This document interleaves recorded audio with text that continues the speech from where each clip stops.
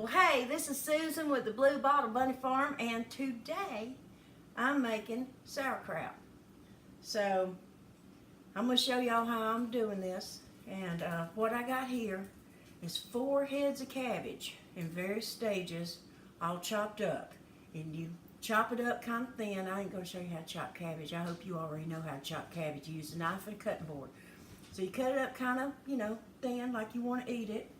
You make sure, where's that core? You cut the core out of it. I got one around here somewhere, but that ain't important. Here it is. You cut the core out of it. Don't eat that. That ain't no good. Alright, so I've made a little bit right here already. I put it in a sauerkraut jar. And that is 3 heads of cabbage. And I realized I did not have quite as enough. But I got to tell you something.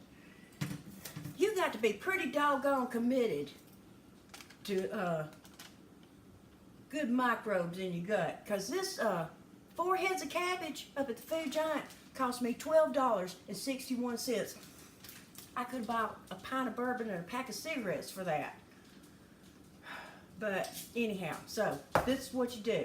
You cut up your cabbage, and like this is like a cabbage and a half, and you put it in your big old bowl. And then it's just so easy. Make sure looks good. All right. Then you got to put some salt in it. I got salt and caraway seeds. I like caraway seeds. I got these from the Whole Foods. This salt, it looks like powdered sugar, but it ain't. It's powdered salt. Because all I had was rock salt. Do not use iodized salt. You got to use, I use sea salt. And I put it in the food processor and chopped it up. It's big old rock pieces. So you use 3 tablespoons per 5 pounds.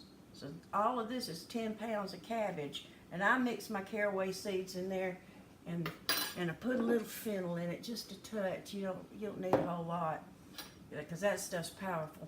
So I'm going to just put some salt on here, about half of it, because I got about half more to go.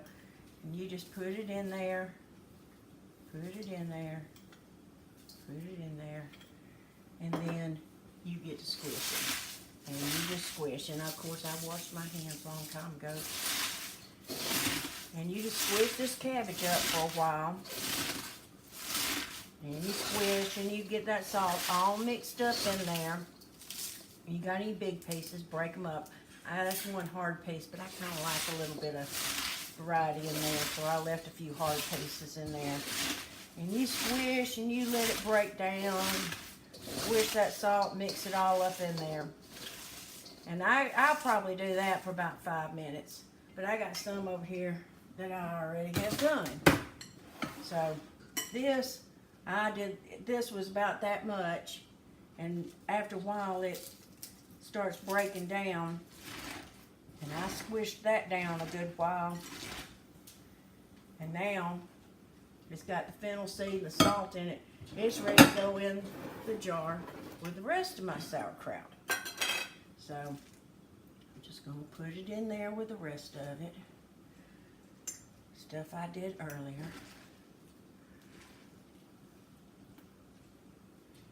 You gotta smush it down. I'll probably have to get me another jar. But it smells real good because I love celery seed. It gives it a little pop. It's real good. So, you put it in there. And just keep squishing it down. All that juice will come up. And you want all your sauerkraut covered up with that juice on top. Because what happens is that salt sucks all of that juice out of the cabbage and makes that liquid, and then the good bacteria grows in an anaerobic environment, which means in the absence of air. So it's all got to be covered up. You got some juice and celery seeds, you just pour it on in there. And you just squish it all down, make sure it's all covered up. And I'll put some more in here when the camera ain't rolling. But what you do, some people take a leaf, big old cabbage leaf, and they put it on top to keep it all covered up. You can do that if you want to. That's kind of how you do it. But it's got to be all where the air can't get to it.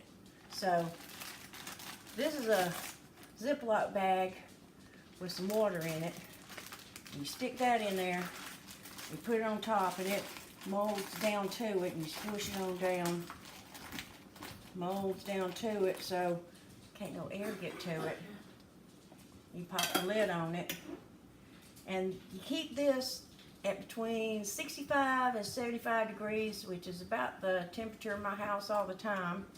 And in about 2 weeks, you'll have sauerkraut. So I'm gonna set it over here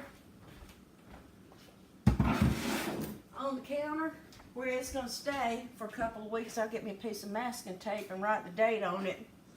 Probably set an alarm on my phone so I'll remember to look at it. But there you go, that's sauerkraut. And I'll make you another video when we open it up and let you know how it tastes. So there you go. Hope y'all enjoyed it. Make you some sauerkraut.